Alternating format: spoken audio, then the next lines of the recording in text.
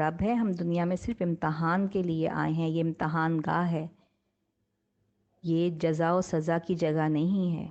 जज़ा और सज़ा हमें अल्लाह के पास आखिरत के दिन मिलेगी। तो जब हमें ये यकीन है तो कि हमने उसकी तरफ लौट कर जाना है, तो ज़ाहिर सी बात है कि फिर हम सब्र भी करेंगे, हम नमाज से भी मदद तलब करेंगे, हम ज़कात भी अदा करेंगे। अजर की तवक्को रखना भी अल्लाह ताला से ही है, और अगर हम किसी और से ये तवक्को रखें तो बात वही आ जाती है शिर्क की। और कोई शख्स, कोई हस्ती ऐसी नहीं है अल्लाह के अलावा जो हमारे किसी भी डिमांड को, किसी भी ज़रूरत को जो है, या किसी भी ख्वाहिश को पूरा कर सके। उसके बाद की आयत में अल्लाह ताला फरमाते हैं, ए औलाद याकूब, मेरी उस नेमत को याद करो जो मैंने तुम पर इनाम की और मैंने तुम्हें तमाम जहानों पर फजीलत दी। यहाँ पर अल्लाह ताला दोबारा से एड्रेस कर रहे हैं कौम याकूब को, यानी बनी इसराइल को, कि ये जो सब्र करने वाले हैं, जो जानते हैं कि सब्र करना जो है वो किस कदर ज़रूरी है, नमाज़ पढ़ना किस कदर ज़रूरी है, और अल्लाह ताला उनको उनकी नेमतें भी याद दिला रहे हैं कि मैंने जो तुम पर नेमतें अता की हैं, जो एहसानात किए हैं, वो बनी इसराइल को जो अल्लाह पाक याद दिला रहे हैं। अच्छा, यहाँ पर लफ्ज़ यज़ुन्नून आया है, जो और जो कि तर्जुमे में, जो कि ज़न एक अरबी का लफ्ज़ है जिसके मायने लिए जा सकते हैं। यहाँ पे बिल ताकीद या बिल वाक़े नहीं आया, ज़न के मायनों में आया है। और ज़न जो है उसका रूट वर्ड है इसका, जिसके मायने हैं उस बात का मानना जो आपके हवास के ज़रिए से मालूम ना हो, लेकिन उसको मानना जो है वह यकीन के आला दर्जे पर हो।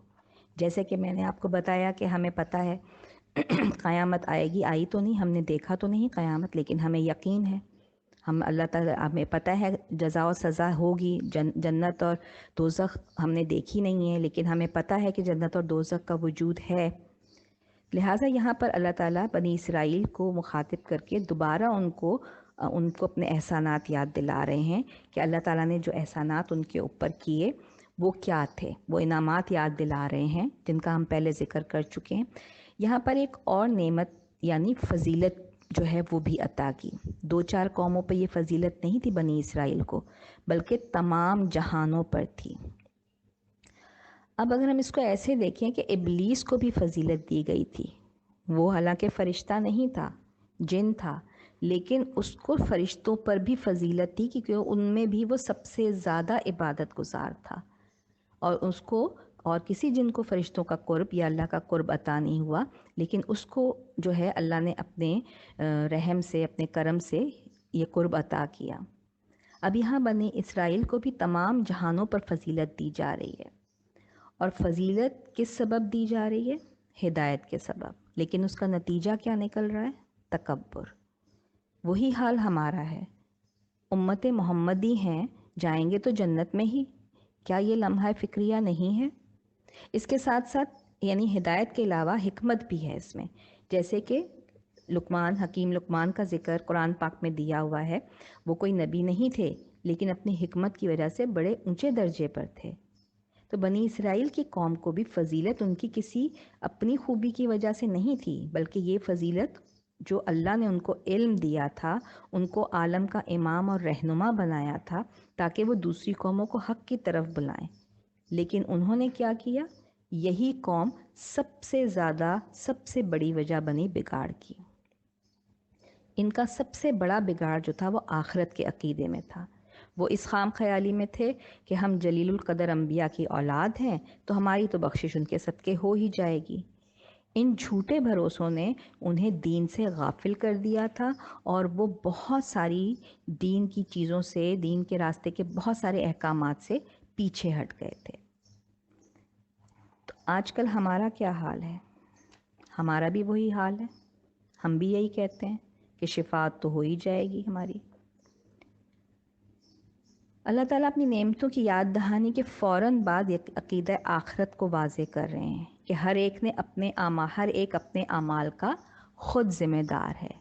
اللہ تعالیٰ فرماتے ہیں اس دن سے ڈرتے رہو جب کوئی کسی کو نفع نہ دے سکے گا اور نہ ہی اس کی بابت کوئی سفارش قبول ہوگی اور نہ کوئی بدلہ اس کے عوض لیا جائے گا اور نہ وہ مدد کیے جائیں گے۔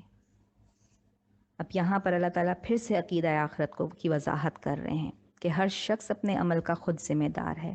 قیامت کے دن نہ باپ بیٹے کا بوجھ اٹھائے گا، نہ بیٹی ماں کا، نہ بھائی بہن کا، اور صاف صاف بتا دیا کہ کسی بھی شخص کی سفارش قبول نہیں ہوگی اور نہ ہی کسی بدلے کے عوض جان چھوٹے گی۔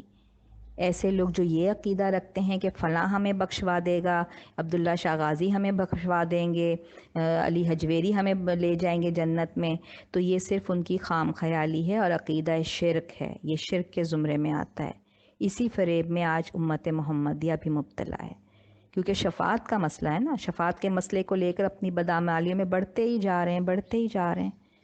آپ صلی اللہ علیہ وآلہ وسلم شفاعت فرمائیں گے، یقیناً فرمائیں گے، اور اللہ پاک ان کی شفاعت قبول بھی فرمائیں گے۔ یہ بات احادیث صحیحہ سے ثابت ہے، لیکن ساتھ ساتھ احادیث میں ایک اور بات بھی آتی ہے جو کہ وہ ہم نہیں سنتے اور سمجھتے، کہ بدعات کے مرتکب اس سے محروم ہی رہیں گے۔ گناہ گاروں کو جہنم میں اپنے حصے کی سزا بھگتنے کے بعد آپ صلی اللہ علیہ وآلہ وسلم کی شفاعت حاصل ہوگی اور جہنم سے نکال کر جنت میں بھیجا جائے گا۔